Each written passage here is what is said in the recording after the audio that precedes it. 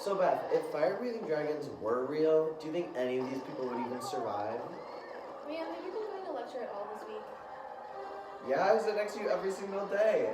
We don't talk about fire-breathing dragons. But it's the same concepts. It's just conduction, convection, and thermal resistance. I mean, I know those, but like, how do they apply to this? So conduction, as you know, is heat transfer through a solid due to direct contact with the molecules.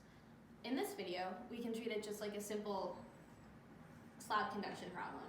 You have a hot temperature of the fluid on one side and a cold temperature on the other. You have convection occurring outside of the slab, and you have conduction occurring through it. Now, we can make some assumptions about this. We're going to assume steady state, constant properties, one-dimensional conduction, and knowing that, the heat flux simplifies to the thermal resistance times the temperature gradient through the wall.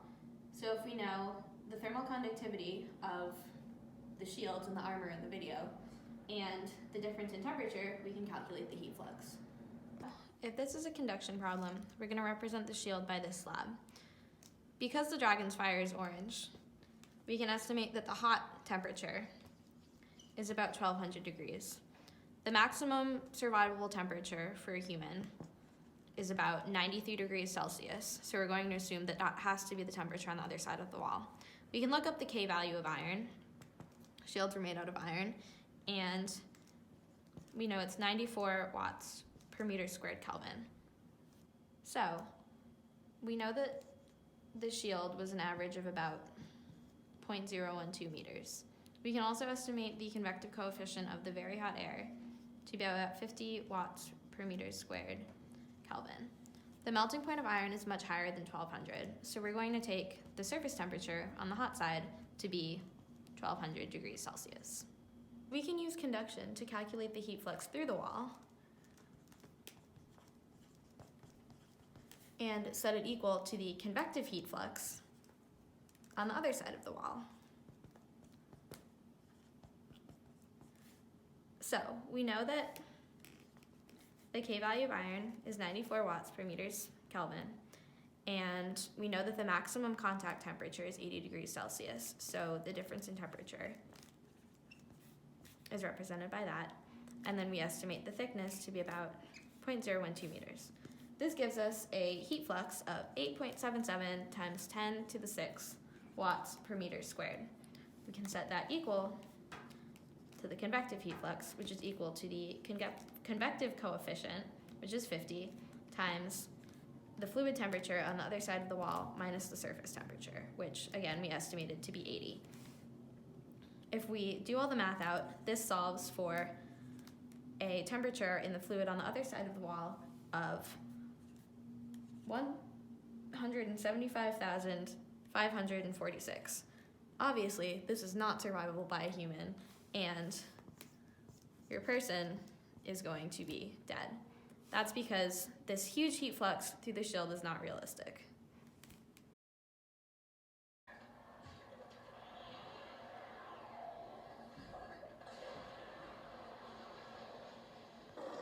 See, Harry right there would have totally died. Liam, we just talked about this when we watched Maleficent. Why don't you calculate it this time? I have nothing better to do anyway. Okay, so we can kind of treat this like the last problem, like with a slab. So the pretty dragon is blowing very hot air onto the beginning of the slab, just like in the last one. And this temperature can be estimated at approximately 1250 degrees Celsius, a little warmer than last time based off of the fire color.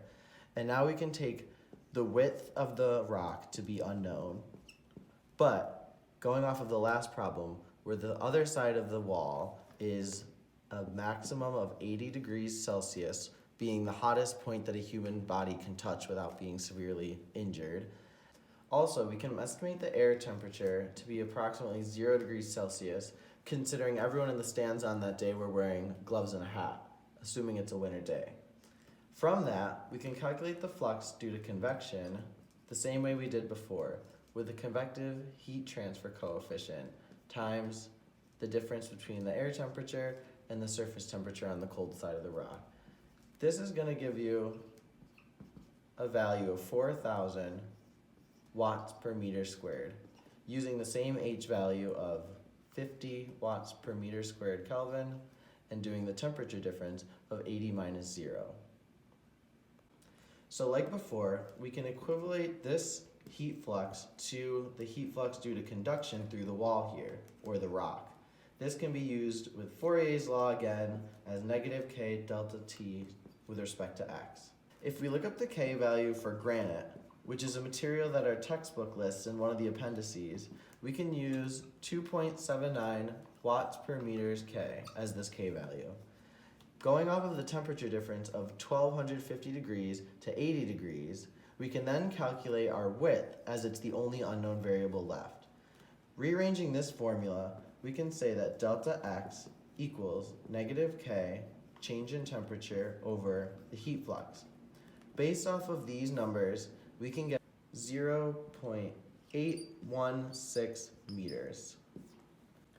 This value of 0.816 doesn't seem to be too far off from reality, but just to make sure, we can go ahead and estimate the width of the rock based off of the scene with Harry and his head behind it. If you look at the video, you can approximate about 5.5 Harry heads that span the rock.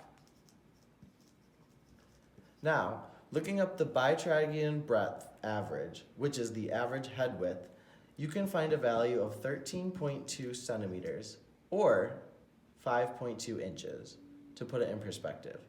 But because there's 5.5 of them, this will give you a width of a rock of about 0.726 meters. Because these are so similar, at best, Harry might burn his head, but there's a good chance that he won't die. So the video seems to be kind of accurate.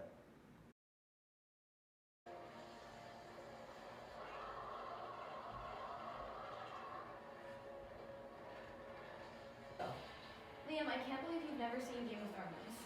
Well, thanks for showing me the last episode. I have no idea what's going on.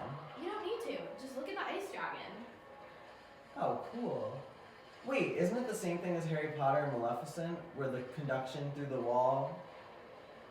No, not at all. This is about the dragon transferring energy to the wall in order to melt the ice. What are you talking about? We never learned that in class. I'll show you. So we can assume that the wall is made of solid frozen ice at exactly 0 degrees Celsius. We know that the wall is exactly 700 feet tall, which is about 210 meters. Just by watching the movie, we can see that the wall is a bit of a trapezoid shape, and we can estimate it's about 30 meters at the bottom and about 10 meters at the top, or enough for the men in the Game of Thrones to walk across. So that's an average of about 20 meters. So if we want to get the total amount of ice, we're going to multiply the base times the height, so 20 times 210 times 10, which is about 42,000 cubic meters of ice to melt. So we know that ice has a specific heat of 334 kilojoules per kilogram.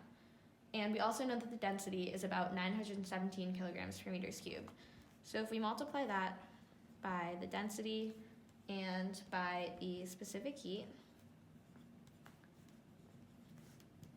we get that there is a total of about 1.28 times 10 to the 10 kilojoules of heat required to melt a 10-meter gap in the wall. We're going to assume that the white-hot fire is about 2,500 Kelvin. And we're going to assume that the dragon outputs enough power to char about 5 people a second, which is equal to about 100 megawatts, which is about 100 megajoules per second. So to get the total amount of time required to melt the wall, we just divide the amount of heat required by the dragon's power output, which is, again, 1.28 times 10 to the 10 times 10 to the 3 joules per kilojoule over 1 times 10 to the 8 joules per second, which is the dragon's power output. This gives us a total time of 128,600 seconds. This is about 2,143 minutes, which is 35 hours, which is 1.5 days. So, a normal dragon would not be able to do this. Okay, so this all makes sense. But why don't dragons light their mouths on fire?